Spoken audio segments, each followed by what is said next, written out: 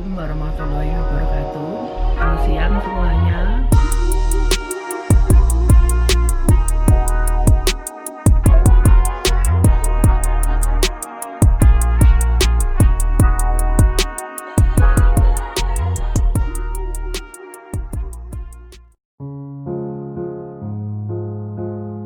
Assalamualaikum warahmatullahi wabarakatuh.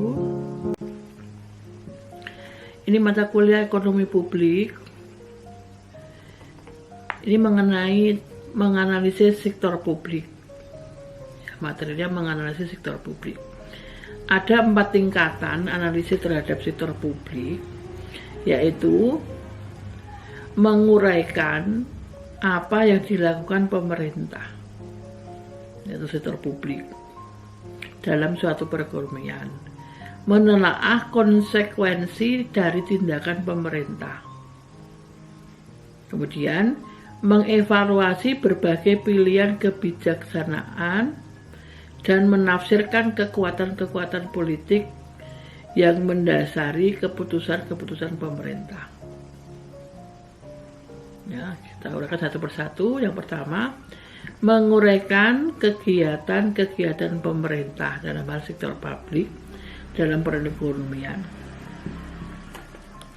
Kegiatan ini sangat banyak, ya, rumit dan menyangkut nilai yang sangat besar. Dalam APBN, mata anggaran tidak mudah ditelusuri untuk digolongkan, ya, satu dengan yang lain, mana yang termasuk kegiatan sektor publik dalam perekonomian dan mana yang bukan sektor publik suatu perekonomian. Jadi intinya nanti kalau sektor publik itu saudara harus mempunyai pemikiran, ya. Jadi sektor pemerintah yang digunakan untuk mensejahterakan kebutuhan masyarakatnya. Sektor publik banyak, sekolah ya sektor publik, rumah sakit, puskesmas sektor publik, PLN sektor publik, ya, apa lagi, telkom sektor publik. Jadi yang untuk kemasyarakatan pokoknya, itu mulai sektor publik pemerintah. Tetapi kenapa Bu, sektor publik itu kok juga kita harus bayar? Pakai listrik bayar, pakai telepon bayar, pakai internet bayar, sekolah bayar. Iya, tapi di situ sudah ada subsidi pemerintah. Kalau yang dulu-dulu loh ya, kalau sekarang sudah ada beberapa yang tidak disubsidi, sudah mandiri dengan sepenuhnya, ya. Tapi sektor pemerintah atau sektor publik itu walaupun bayar, tapi perhitungannya harus transparan. Ya, jadi perhitungannya harus transparan. Misalkan saya kok bulan ini listriknya naik sekali ya, apa salah perhitungannya PLN? Anda bisa mengajukan keberatan atau keluar ke PLN, nanti dijelaskan. Ibu bulan ini memakai sekian kWh, per kWh harganya sekian, dikalikan abonemennya sekian watt, itu sudah jelas. Telepon juga begitu, kok telepon ke rumah kok banyak meningkat ya, kok bayarnya mahal. Nah, Anda menggunakan percakapan internasional, nasional, lokal dan sebagainya, HP itu sudah ada. Jadi artinya transparan. Ya. Nanti digunakan apa? Ya digunakan untuk pembiayaan lagi, pembelanjaan lagi kepada masyarakatnya. Misalkan PLN itu baru jaringannya sekian sampai daerah mana. Semua kan belum ada listrik. Anda kan lingkungan Anda sudah pakai listrik semua. Tapi di pedalaman sulit mencari listrik, telepon sulit, internet sulit. Nah itu maka nanti dalam pendanaan itu, pembelanjaan itu, nanti ditingkatkan. Oh, tahun anggaran kemarin yang dapat menikmati PLN itu hanya sekian masyarakatnya. Dari daerah sekian sampai sekian, yang ini belum. Nah, maka disalurkan ke sana lagi, dibuka jaringan listrik ke sana. Yang belum menguasai internet adalah daerah mana? Ya, berarti nanti akan ditambah lagi, jaringannya ditingkatkan lagi. Artinya semua masyarakat walaupun di kota, di desa, di pelosok itu semua harus menikmati pembelanjaan dari suatu pemerintahan itu sendiri. Itu intinya sektor pembangunan ekonomi ya seperti itu. Perekonomian Indonesia ya seperti itu. Nah, misalkan rumah sakit kok cuma satu yang negeri di suatu wilayah di Solo misalkan. Nah ternyata nggak tercukupi, maka ada muncul rumah sakit swasta.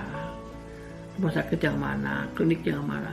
Kenapa kok bayar? Iya, nanti kalau itu diperlu lagi untuk menyelenggarakan, untuk memperbesar fasilitasnya, ya, tingkat pelayanannya dan sebagainya. Maka di rumah sakit itu ada kelas VIP, kelas 1, kelas 2, kelas 3, kelas berapa itu ada.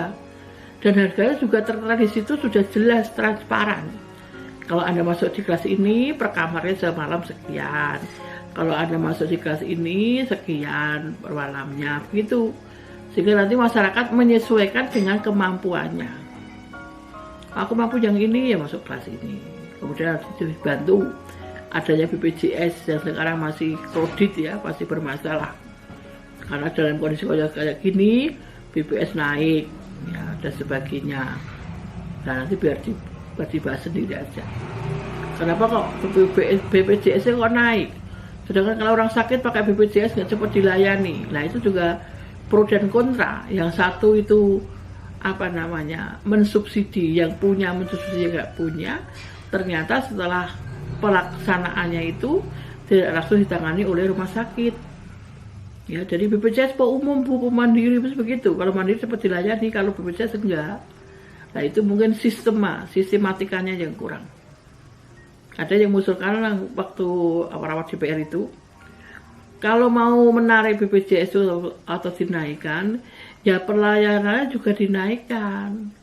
Dan kayak orang minta, kayak dihargai, nyawa nggak dihargai di rumah sakit. Oh BPJS nanti habis, baru tanya, apa mandiri atau BPJS? Mandiri, masih ruangannya nggak boleh. Sebetulnya nggak boleh. Maka dia menyarankan, kalau rumah sakit itu pakai BPJS, maka harus ada pegawai BPJS di sana. Jadi mengklaimnya itu jelas. Jadi rumah sakit itu seperti cepat dilayani. Walaupun BPJS dan non BPJS. Itu ya. Kemudian yang kedua, menelaah konsekuensi tindakan pemerintah. Nah sini maksudnya, ketika pajak dikenakan pada perusahaan, siapa sesungguhnya yang menanggung beban itu? Ya, sekurang-kurangnya sebagian dari beban pajak dialihkan oleh perusahaan itu ke konsumen melalui harga yang lebih tinggi, itu juga bisa. Kemudian sebagian lagi dialihkan ke buruh melalui upah yang lebih rendah. Nah itu tidak kena pajak, juga bisa. Nah, apa konsekuensinya dari penetapan usia pensiun yang lebih tinggi? Nah, apa konsekuensinya dari penetapan usia pensiun yang lebih tinggi? Apa pengaruh dari perubahan status universitas negeri menjadi badan hukum? Nah, semua itu menelaah konsekuensi tindakan pemerintah. Jadi misalkan pajak. Pajak itu bisa dikenakan mengenai pajak di harga jual dinaikkan. Di situ kamu membeli barang sesuatu, itu sudah termasuk membayar pajak. Jadi perusahaan tidak dikenakan pajak. Ada lagi tadi pajak diberikan ke arah buruh. Jadi buruh itu diberikan tingkat harga yang rendah atau upah yang rendah biar tidak kena pajak. Ya kan, Anda belum dapat perpajakan ya. Besok di mata kuliah perpajakan akan diajari ya bagaimana menghitung ya pajaknya, pajak apa. Pajak itu ada beberapa jenisnya, pajak progresi, pajak regresi, pajak langsung, pajak tidak langsung, banyak. Nanti ada mata kuliah perpajakan sendiri. Ya, itu yang kedua seperti itu. Kemudian yang ketiga, mengevaluasi berbagai pilihan kebijaksanaan publik. Apa artinya itu? Mengevaluasi ke berbagai pilihan kebijakan publik. Untuk itu perlu diketahui tidak hanya konsekuensi dari tiap kebijakan, tetapi juga kriteria yang akan digunakan untuk menilai pilihan-pilihan tersebut. Pertama, perlu diketahui tujuan kebijakan pemerintah. Jadi kebijakan pemerintah tentang apa? Tentang pangan, tentang sandang, tentang kebutuhan pokok sembako dan sebagainya banyak. Kemudian tentang penetapan harga listrik, ya tarif listrik, TLN dan sebagainya, tarif bis, kota, kemudian apa namanya itu? atau juga kereta api dan sebagainya. Nah, kemudian yang pertama tadi perlu diketahui tujuan kebijakan pemerintah. Kemudian perlu dipastikan seberapa besar kebijakan itu memenuhi kriteria tersebut. Jadi artinya walaupun itu ekonomi publik, sarana publik ya, tetapi kan juga pakai bayar, istilah konsumen itu tarif bayaran, bayar listrik, bayar PLN, bayar internet, bayar sekolah, bayar rumah sakit, kan tetap kena biaya bayar. Nah itu seberapa dengan yang dikeluarkan outputnya itu, dengan apa yang diterima inputnya. Ya, jadi boleh bayar misalnya BPJS, boleh dinaikkan, tapi pelayanannya juga harus ditingkatkan, tidak sembarangan begitu.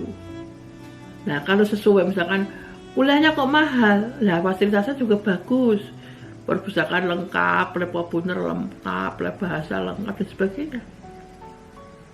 Ya, maka kalau orang menaikkan itu harus sesuai.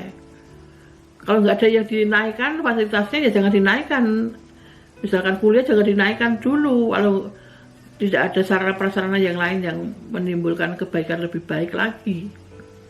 Misalkan jangan dinaikkan tingkat standar rumah sakit itu kalau memang tidak pelayanan lebih baik. Maka kelas 1, 2, 3 kelas VIP itu akan menunjukkan pelayanan. Kalau kelas VIP itu makanannya seperti ini, pelayanan susternya seperti ini, perawatnya seperti ini, ya. Kunjungannya dokter seperti ini, memang ada. Kalau Anda naik bis saja, bis AC, tidak AC kan juga beda harganya. Ya, asalkan input dan outputnya itu seimbang. Dari awal kan grow balance, perekonomian yang tumbuh dengan seimbang, itu yang bagus.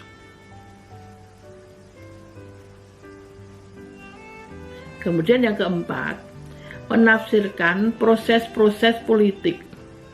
Apa artinya ini? Keputusan kolektif terjadi melalui proses politik. Dapat dijelaskan ini bagaimana suatu keputusan tertentu ya itu dipilih dari berbagai pilihan yang tersedia. Misalkan ekonomi mengidentifikasi berbagai kelompok yang diuntungkan atau dirugikan oleh keputusan tersebut dan menganalisis insentif yang dihadapi oleh kelompok-kelompok tersebut untuk mengupayakan proses politik untuk mencapai keputusan yang menguntungkan mereka.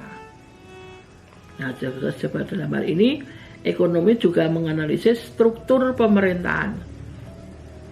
Yaitu apa? Yaitu rules of the game, aturan-aturan yang mengarahkan proses pengambilan keputusan. Ya. Kemudian pertanyaan yang lebih lanjut menyangkut faktor-faktor apa yang menentukan pilihan rules of the game tersebut. Dalam hal ini ilmu politik dan ilmu ekonomi menjadi bergabung. Namun ilmu ekonomi lebih menekankan insentif ekonomi yang berpengaruh terhadap perilaku para pelaku proses politik atau pengarah kepentingan pribadi atau economic self-interest dalam penentuan hasil akhir. Nah, di sini maka sudah dibedakan orang yang berpolitik bagaimana tingkat ekonominya, memulakan proses ekonominya, tapi bagaimana politiknya. Nah, maka ya gimana? Seperti itu kenyataannya. Ya, contohnya orang yang berpolitik tapi tahu kesempatan. Tahu Anda mengenai SWOT-nya itu? Ya, ada kesempatan buka bisnis apa yang kira-kira laku di masyarakat. Maka para pelaku politik itu kan punya uang, punya sarana, punya kebijakan, ya, punya andil dalam suatu sistem pemerintahan itu, maka menentukan. Maka sekarang banyak di Indonesia itu politikus yang mempunyai perusahaan-perusahaan, ya. Karena kesananya lebih mudah, lebih gampang. Nah itu maka harus diperhatikan mengenai economic self-interest-nya.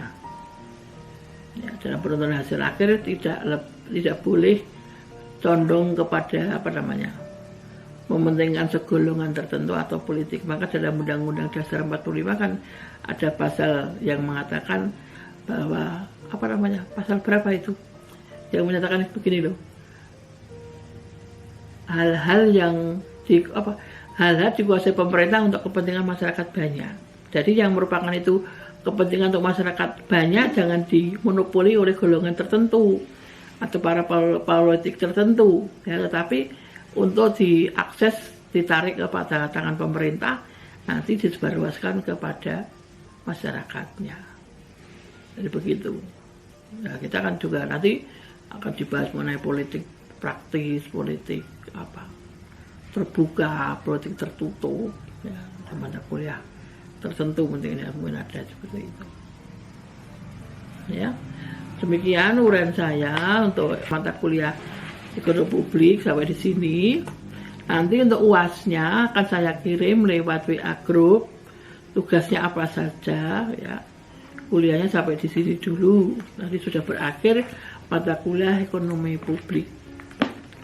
Nanti tugasnya atau UAS-nya apa, tak kirim ke grup. Demikian, semoga COVID-19 secepatnya berlalu dan kuliah berlangsung dengan normal. Tidak puas atau kuliah seperti ini, ya. Kalau Anda bingung itu ya normal, ya, nggak ketemu dengan dosennya kayak kuliah UT. Tapi bagaimanapun ya tetap berlangsung, ya.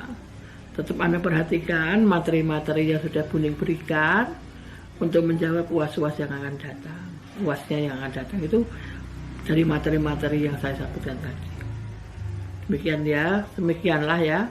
Semoga semua sehat selalu. Dan doakan Buning juga sehat. Salam sehat semuanya. Wassalamualaikum warahmatullahi wabarakatuh.